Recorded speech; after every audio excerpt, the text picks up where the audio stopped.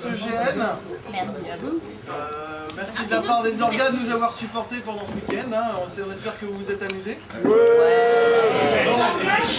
Alors, pour ceux qui n'étaient pas présents, je vous réexplique très rapidement ce qui s'est passé à 14 h très précises, soit 24 heures après le début du jeu. Avant le début du jeu. Ouais, après, ouais. La mort. Non, là pour les gens qui n'ont pas entendu la fin, ce qui s'est passé à la fin. Ah oui. Quasiment instantanément, vous avez cessé en fait d'appréhender des concepts que sont donc la peur, les cauchemars, les ombres et la souffrance. C'est-à-dire que ces mots n'existaient plus pour vous. Au niveau de la réalité, en fait, ça avait été détruit. C'était le but, en fait, en quelque sorte, du rituel. Donc, les personnes associées ont disparu instantanément, et pour vous, elles n'ont jamais existé. Du coup, vous vous êtes retrouvés donc dans un lieu, comme ça, à BioWave, sans savoir exactement ce que vous faisiez là, complètement désorienté. Et petit à petit, en fait, les choses ont commencé à se déliter. Et vous êtes apparu donc dans une cité complètement vide, la BioWave, que certains ont vu dans leur vision ou dans leur cauchemar. Corpus Christi, que certains ont vu dans leur vision et leur cauchemar. Donc une ville désertée, visiblement comme si les bâtiments étaient abandonnés depuis à peu près 1 an. Et avec tout ce qu'il peut y avoir de traces dans une ville qui aurait été abandonnée pour X raisons. Et vous êtes là, tous, les quelques survivants qui étaient encore debout au milieu de cette ville complètement désorientée. Donc vous prenez pas mal de santé mentale en travers de votre petit visage, pour ceux qui en restent. Et accessoirement, vous avez tous quelque chose comme une dizaine d'années de moins. Non, il y avait déjà une dizaine d'années de moins. Non, toi t'étais lequel? Toutes les personnes qui sont mortes durant le GN sont mortes définitivement. Oh, même si elles sont mortes avec 10 ans de moins. Même si elles avaient Alors, niveau scénar, on va essayer de faire très simple, parce que vous avez pu comprendre que c'était assez le bordel. Pour ceux qui ont des questions un peu plus précises ou pointues, vous irez voir votre orga pour avoir plus de précision. Bon, allez voir tous Lorraine, elle adore ça. Ouais. Tous. Alors, en 2009, un certain Hank Schenker, de son nom, avait découvert, au détour d'une bibliothèque quelconque, un espèce de carnet de notes, un carnet de croquis qui contenait des concepts un peu particuliers. Parce que Hank Schenker était un simple employé qui vivait simplement, qui essayait lui de se monter sa super boîte qui ferait bien, qui ferait gagner plein de sous, avec des concepts révolutionnaires, mais sauf que c'était un petit inventeur merdique, et il n'arrivait pas à trouver l'inspiration. Au milieu de ces croquis de notes, donc il tombe sur cette espèce de carnet de notes qui contient des concepts. Il se dit, mais c'est génial, pourquoi est-ce qu'on n'a jamais fait ça avant? Il se bricole ça dans son garage, il se fait en fait un espèce de petit appareil qui lui permettra en fait de se connecter directement à travers son esprit à un ordinateur. En faisant ça, il se dit, trop cool, je vais pouvoir aller surfer sur le net, etc. Et là, il se retrouve devant une quantité d'informations tellement grande que son esprit ne le supporte pas et en fait son esprit se répand sur la toile, sur internet, et il devient plus qu'humain en quelque sorte, car il comprend comment fonctionne tout ce qui est les informations et la réalité. La plupart des GN-TNV, voire tous, sont basés sur un dogme. En général, le dogme est simple. Pour le Sheol, le dogme était la compréhension de la réalité permet d'altérer la réalité. Et donc, Hank Schenker, en 2009, est devenu capable d'altérer la réalité et de la modeler à la manière dont il voudrait qu'elle soit. Et donc, en 2009 est apparue la méga corpo BioWave, dont il était le fondateur, son bijou. Il y avait des scientifiques de renom. C'était en fait le monde tel qu'il souhaitait qu'il soit, basé sur un concept bien particulier d'une technologie révolutionnaire, donc la 5G, qui est née à ce moment-là. Et tous les gens qui vivaient en fait à Corpus Christi, pour la plupart, se sont fait absorber dans cette réalité qu'a créée Hank Schenker. Sauf que Hank, ça restait qu'un humain à la base. Il n'a pas altéré la totalité de la réalité sur Terre. En fait, il n'a créé qu'une bulle. Une toute petite bulle qui était en fait Corpus Christi. Corpus Christi en 2009 à la façon Hank Schenker. Pays de bouseux. Et dans cette bulle, en fait, le temps a commencé à évoluer d'une manière parallèle au temps réel.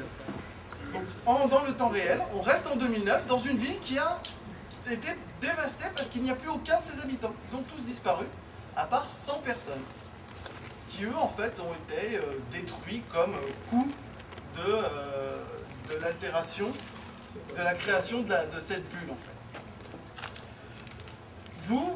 Vous êtes en fait des descendants de ces gens emprisonnés dans cette bulle.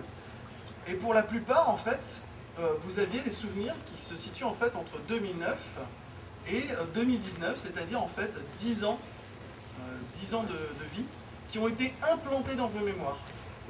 Cette période de temps n'a jamais existé. Pour ça, je me souviens pas. C'est avec ma femme. On vous chie tous dessus. Et donc, la bulle, en fait, la bulle a continué à évoluer autour en fait, de la technologie qu'avait créée Schenker, de son petit monde parfait qu'il avait créé, où il était un grand scientifique qui avait créé cette magnifique...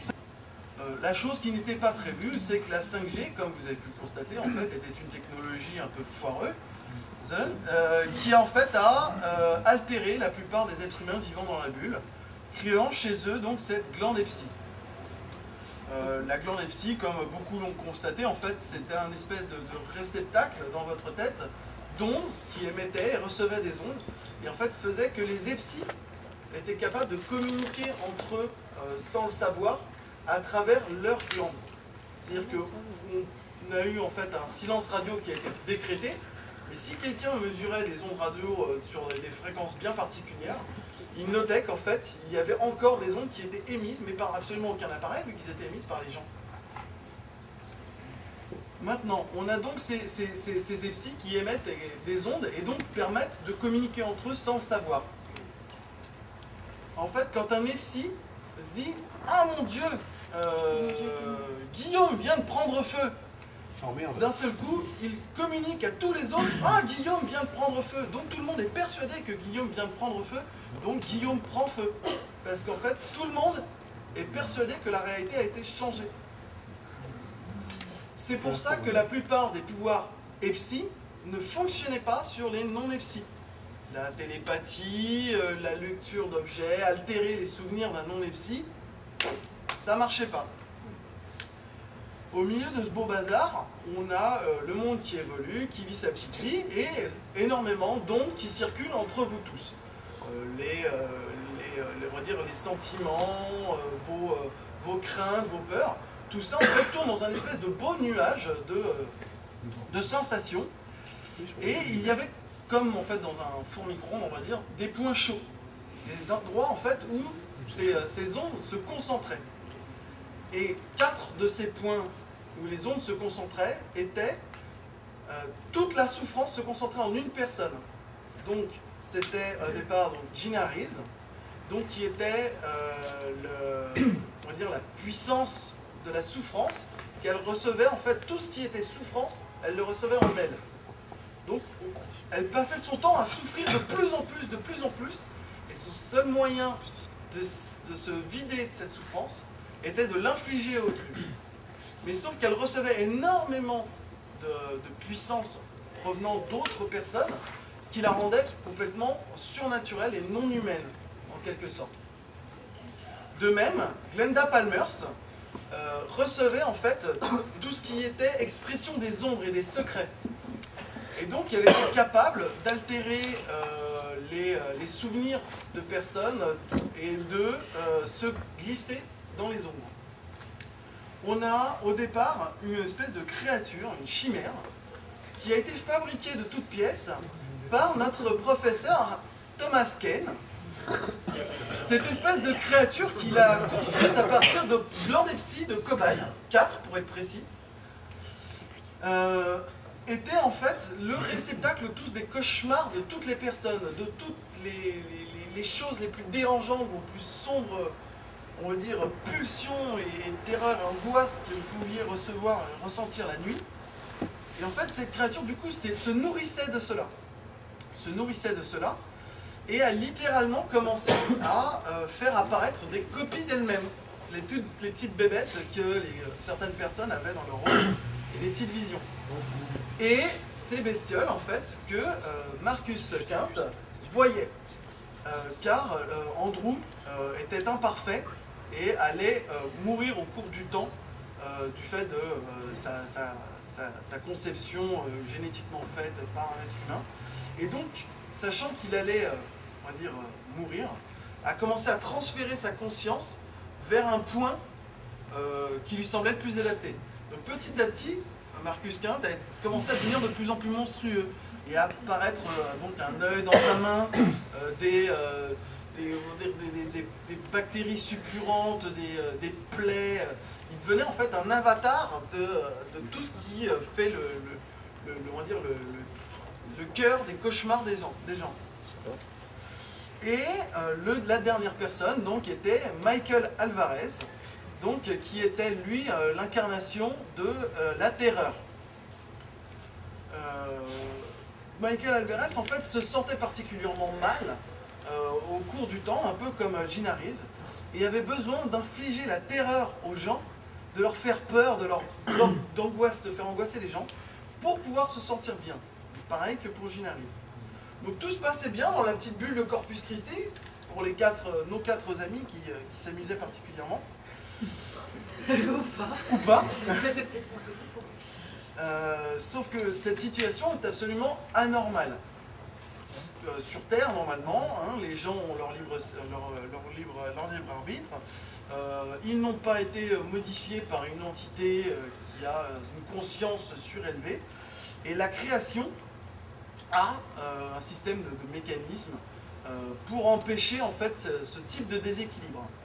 Ce système de mécanismes, en fait, ce sont des serpents, des êtres reptiliens gigantesques qui vivent en fait sur le frêne universel. Ces espèces de créatures en fait observent la planète, la Terre, qui vit en fait dans les fruits de l'Yggdrasil.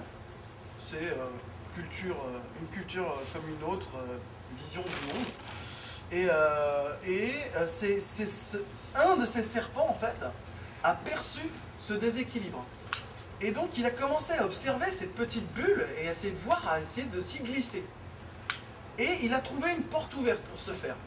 La porte ouverte, c'est Jack Stone. Jack Stone, en fait, qui était à BioWave, pour une raison X ou Y, qui avait été enlevé, avait subi moult, on va dire, soins. Des opérations de la part de Thomas Kane. Et en fait, il était devenu en fait un épsie extrêmement puissant, mais il n'avait plus de conscience. En fait, c'était devenu un magnifique légume. Un magnifique légume, en fait, avec un cerveau ouvert à tout va. Et du coup, notre ami le serpent a trouvé cette magnifique porte ouverte. Il a fait « Ah, oh, c'est cool, je vais pouvoir essayer de m'y glisser. » Et donc, Jack Stone s'est retrouvé, la mémoire de Jack Stone imprimée dans son cerveau, mais plus l'âme, on va dire, de l'être Jack Stone, s'est retrouvé imprimé de la conscience du serpent, du dragon, qui s'est dit, cool, une porte de sortie, je vais pouvoir essayer de rétablir l'équilibre dans ce monde. Et donc on a l'apparition du dragon qui petit à petit s'est réveillé, a recouvert ses capacités, sa conscience et sa volonté de rétablir le bien et l'équilibre sur notre petite bulle de Corpus Christi. Ce qui aurait pu se faire si, parallèlement à ça, on n'avait pas une créature non humaine qu'on va considérer comme étant une incarnation du néant, qui, elle, en fait, s'était dit, moi, je vais plutôt essayer de détruire tout ça. Pourquoi ? La réalité, en fait, a été créée par le verbe. Le verbe, l'expression de la parole, a permis la création de l'Yggdrasil, du monde, etc. Voilà. Et donc, le verbe, en fait, quand il a créé, n'a pas été sans conséquence, parce qu'en fait, il a rompu le silence, il a rompu le néant. Et donc, dans le néant, ont commencé à apparaître des êtres qui ne souhaitaient qu'une chose, c'est retourner au néant. C'est-à-dire qu'on revienne à un bon vieux silence de derrière les fagots. Parce que finalement, vivre c'est nul. Vivre c'est nul, et en fait, on serait tellement mieux à être tous morts. Voilà. Et donc ces êtres, un peu comme les serpents, ces êtres en fait frappent aux portes de la création pour essayer en fait de s'y glisser, de s'y immiscer, pour détruire la création. Sauf qu'on ne détruit pas la création en rentrant dedans et en explosant tout à coups de flingue ou à coups de poing. En fait, on détruit la création en annihilant les concepts qui la sous-tendent. Et parmi ces concepts, il y a l'amour, la paix, le wifi, tout un tas de concepts.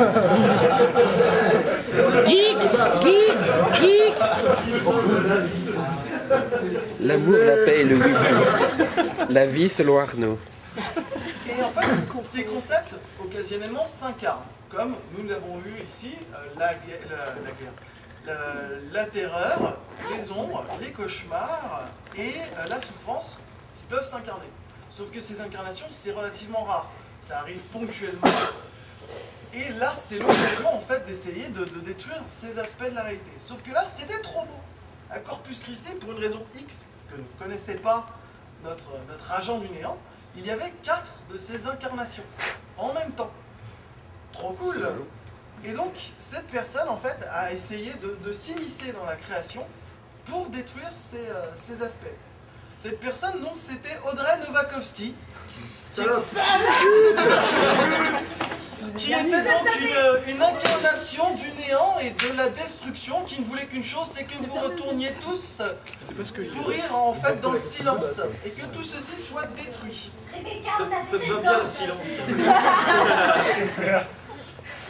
Donc Audrey Novakovsky en fait s'est incarnée donc dans la bulle, et là elle a pris un peu comme vous tous en fait un an de souvenirs, parce que il s'est écoulé en fait dans votre petite bulle qu'un an de temps réel, 2019-2020. De 2009 à 2019, c'est souvenirs créés. Donc elle arrive, en fait, elle n'avait qu'un an de souvenirs, elle ne se souvenait de rien d'avant. Elle se souvenait, il y a un an, j'étais à Quantico, j'apprenais mes diplômes, je suis une jeune agent du FBI, mais à part ça, rien. Sauf que bon, comme c'est une créature non humaine, elle venait de s'incarner, elle s'est dit, oh c'est peut-être normal, c'est peut-être un contre-coup, je sais pas. Bon, c'est un peu nul, hein, parce que bon, je sais pas où je suis. Hein. Elle a pris un peu de temps pour se remettre à plat, à se dire, bon, qu'est-ce que je vais faire, etc. Puis elle a commencé à dresser son petit plan, c'est de se dire, bon, il y a au moins une chose que je me souviens, c'est que pour détruire un aspect de la réalité, on a besoin de faire en fait un rituel, qui donc est le rite de la mer,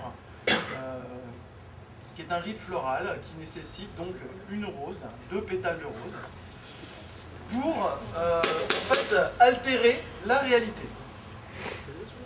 Sauf qu'elle s'est dit, si jamais je lance mon petit rituel floral en faisant mon petit sacrifice standard d'une personne, donc qui a été détruite pour pouvoir, son âme en fait a été déchirée, arrachée, c'est ça toute la souffrance qu'a perçue cette personne. C'est dit, si je vais faire mon petit rituel comme ça là, et je laisse juste les inscriptions au sol, on va avoir des gens qui vont accourir dans tous les sens et qui vont commencer à se dire, mais qu'est-ce que c'est que ça? Donc il faut que je le camoufle. Et pour le camoufler en fait, Audrey Novakovsky s'est introduite dans les bureaux d'Eddie Kohler, notre criminologue qui a quand même une bibliothèque bien garnie de bouquins, pas très nets, y compris sur le satanisme. Et donc elle s'est inspirée en fait des bouquins sur le satanisme d'Eddie Kohler pour faire un meurtre satanique, tout ce qui est plus standard, vraiment tiré du manuel le plus cucu au monde. Tout le monde a à peu près saisi que c'était un meurtre fabriqué de toutes pièces par un tueur lambda. La seule question en fait qui est restée sur toutes les lèvres, c'est comment est-ce que ce con de maire est apparu là, comme par enchantement. Mais c'est exactement ça, il est apparu comme par enchantement. Notre personne en fait, qui elle était quelqu'un de profondément mystique, a altéré la réalité en utilisant quasiment la totalité de son pouvoir pour faire apparaître le maire. En fait, elle a fait « Tiens, je vais te prendre là où tu étais et je te balance là ». Donc forcément, lui, il était tranquillement à son bureau. Vision de notre ami Malcolm Warren en touchant la canne du maire. Notre maire, Henri Garrett, était parfaitement en train de traiter les papiers à son bureau quand d'un seul coup, il se sent en fait comme absorbé dans un flash de douleur et hop, trou noir. Pof, il apparaît donc sur la scène de crime, parfaitement camouflé, pour faire passer ça pour un crime satanique. Sauf que malheureusement, vous n'avez trouvé aucune trace biologique, pas d'empreinte, rien, parce qu'en fait tout ça c'était qu'une mise en scène.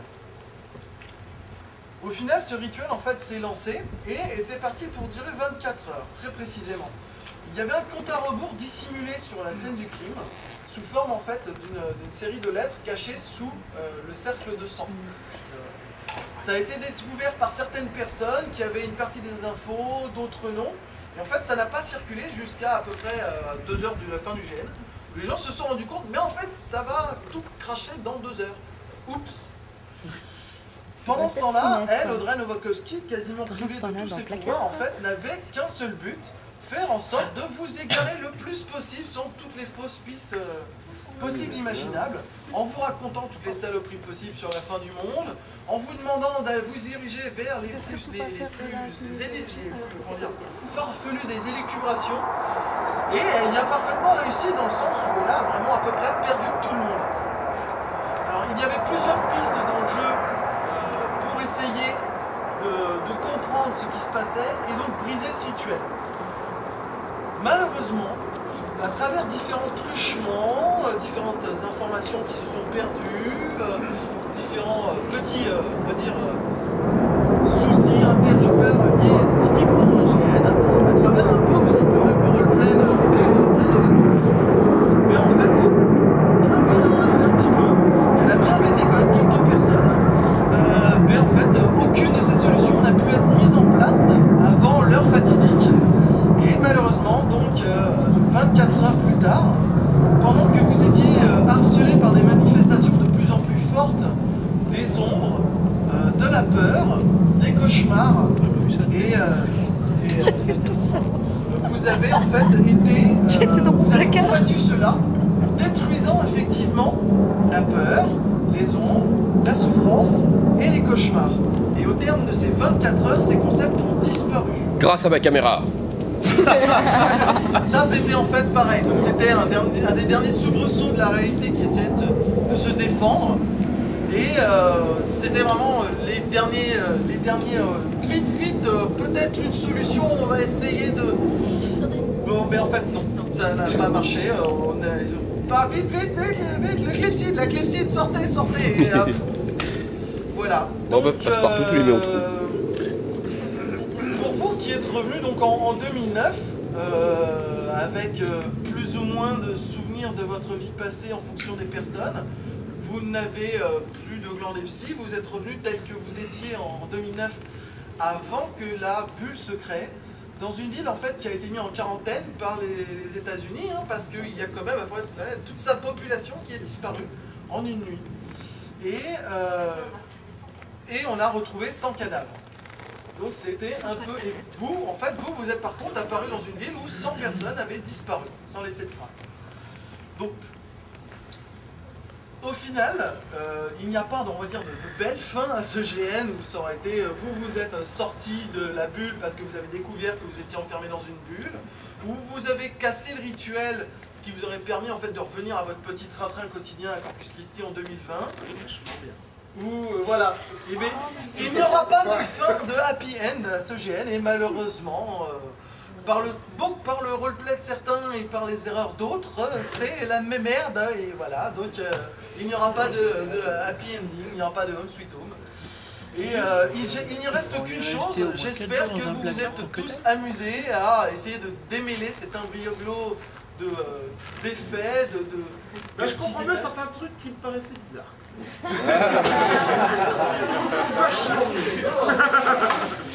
Voilà. Oui. Dans l'absolu, donc, nous étions en 2009. Dans l'absolu, en fait, vous étiez voilà, entre 2009 et 2010, plutôt près de 2010, parce qu'en fait, un an de temps s'est écoulé dans la vie. Mais oui, mais on était en octobre 2009. En fait, le 18 octobre 2009, Hank Schenker, en fait, active son espèce de ce petit machin qu'il avait bricolé. Et là, en fait, en 7 jours, le monde se crée et la bulle se forme. Et le 25 octobre 2009, BioWave est fondé par Hank Schenker. Et à partir de ce moment-là, vous prenez... Je savais bien qu'il y avait des cobayes humains dans BioWave. Vous êtes persuadé qu'on est en 2019, vous vivez un an de vie standard. Et donc dans le monde réel, en fait, on était plus proche de 2010. Vous arrivez en fait en 2010. Moi, je veux juste savoir une chose, ceux qui ont écrit ça, ils ont pris quoi? Parce que c'est de la bonne, hein, quand même.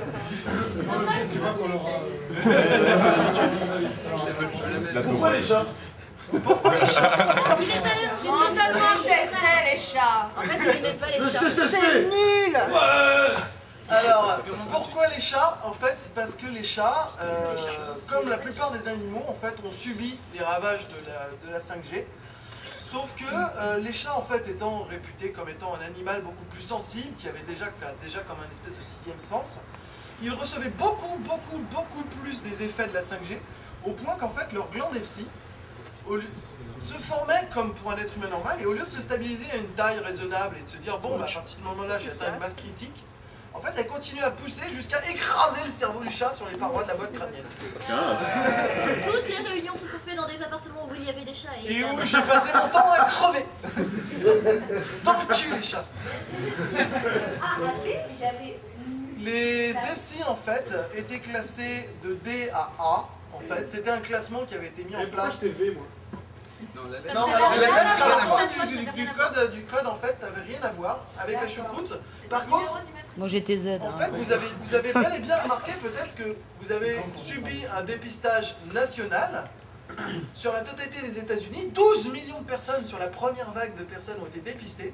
Et vous avez un corps de tatouage où il n'y a que 4 chiffres et une lettre.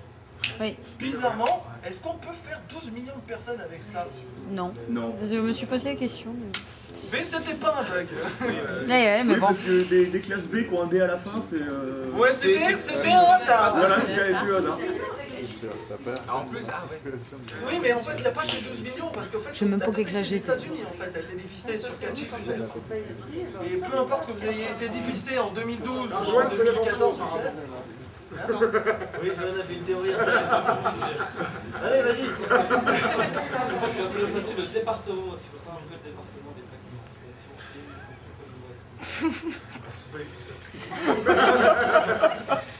D'accord. Ouais. Et donc, voilà. Une question, une question. C'était quoi ces délires sur la cinématographie aussi derrière? Parce que moi je me suis quand même fait savater par 2 crétins qui me disaient que j'étais un metteur en scène. Stop. Et on avait raison parce qu'il y avait un changement de réalité, mon cher. Alors, pour vous expliquer ça, il faut la vraie raison de la disparition des chats, de la mode des années 20, voilà, toutes ces choses que vous trouviez, qui étaient trouvables par l'intermédiaire du forum, par l'intermédiaire de votre vie quotidienne, étaient dues au goût et à la personnalité de Hank qui s'était dilué dans cette bulle dans laquelle vous étiez prisonnier. Hank détestait les chats. Hank était un grand fan des bouquins de mafioso. Hank adorait les années 20, il trouvait ça génial. Ils adoraient les écolos aussi, hein, c'est ça? Il était militant écologiste aussi. Voilà. Si tu veux, il y avait énormément de gens Je me disais. qui étaient des vraies caricatures. Bah, on peut pas... Voilà. On était des caricatures. Notre Marcus Kant, c'est votre espèce d'éco-terroriste fussoir. Ah, tu m'étonnes. Donc, pour expliquer ce fameux fameux nom de Swayze qui était sorti de ce forum. Parce qu'il avait été dancing. Il faut imaginer ça comme une sauvegarde qui est ressortie de Hank pour quand la réalité dans laquelle vous étiez enfermé a commencé à se sentir agressée. Et donc pour essayer de renforcer ses défenses, elle a commencé à On aurait sortir. dû tous alors faire du yoga à la Oui, il fallait nous écouter. On avait raison. Putain, mais sérieux, vous êtes des expériences prospect et après... On est en train de faire de la sophrologie et respirer tous ensemble. Et ben d'un seul coup, en fait, elle l'aurait eu dans le cul. C'était la seule qui était On aurait fini hygiène à 10h, ça aurait été drôle. Mais juste donc pour vous expliquer Mr. Swayze, eh bien, le directeur du ciné-club dans lequel Hank allait très souvent pour regarder des films des années 20, comme par exemple des films de Fritz Lang, et qui apparaissaient dans le fameux forum, et bien le nom de ce directeur s'appelait Monsieur Sawyer. Ouais, d'accord, ok, d'accord. Et il avait toujours trouvé que pour un directeur de ciné-club, il ressemblait un petit peu à un attaché commercial, mais c'est pas grave, il est très sympa quand même. Encore les connaissances. Je pense qu'on va pouvoir accorder un énorme bravo aux orgas pour leurs idées super tordues.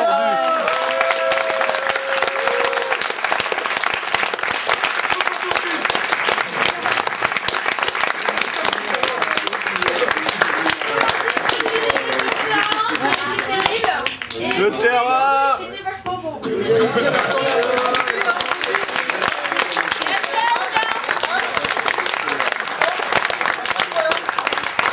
Il manque un aide d'orga qu'il faut remercier aussi, c'est Alexandre Berthaud, celui qui a monté la vidéo que vous avez pu voir sur le forum. Ouais, génial. On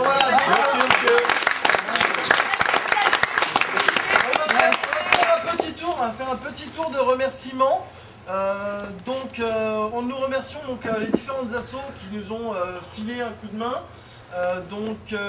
Faeria, Graal Productions, Les Deals, Songe de l'âme. Et oui aussi, hein, parce qu'ils ont fait un sacré coup de main, ils ont bien voulu qu'on organise notre truc.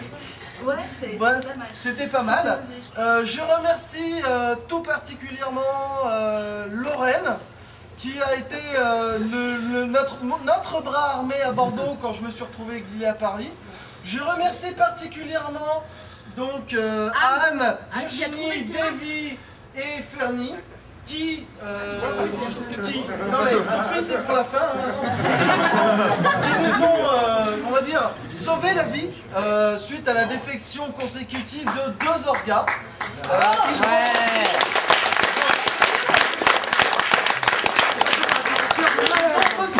Il y a à peu près 3 ou 4 mois, l'organisation, au péril de leur santé mentale, de leur santé physique, de leur couple, l'organisation du GN en route alors que j'étais en train de bosser comme un âne à Paris. Que Lorraine en fait était en train de s'arracher les cheveux. Et que Sophie en fait était harcelée par tous les gens qui voulaient me contacter mais n'arrivaient pas à me joindre. Et donc en fait faisait office de tampon. Je tiens à préciser que je n'arrivais pas à le joindre non plus. Hein. je tiens aussi à remercier particulièrement aussi Sophie qui m'a supporté et qui en fait a supporté le fait qu'elle a dû... Qu'elle n'a pas eu de vie de couple. Et la demande en mariage. Ça c'est normal. À organiser, je sais pas, mais c'est pas grave. Donc oui, nous remercions nos absents qui nous ont toutes les petites mains qui nous ont aidés à faire en sorte que c'est fonctionné.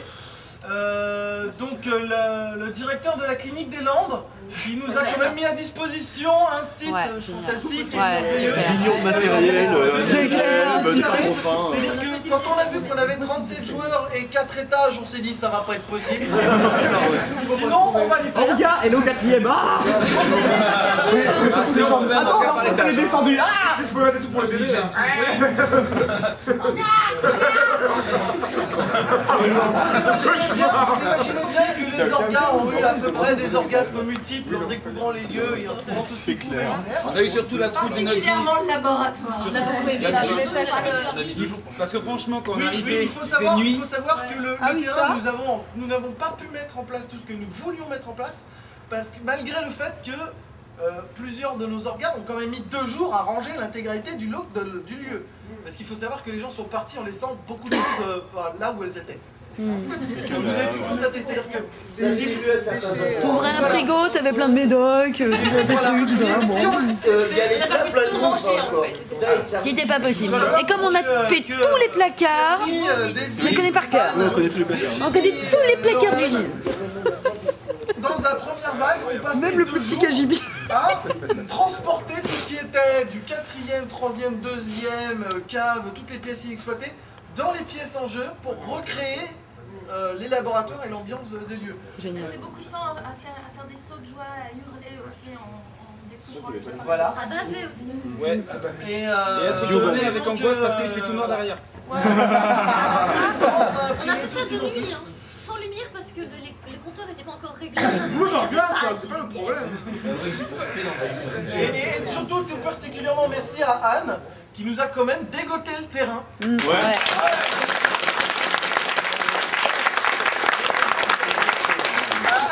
En fait, tout le boulot de beaucoup de petites mains que nous espérions avoir. En fait, on aurait voulu avoir une dizaine de personnes comme Anne.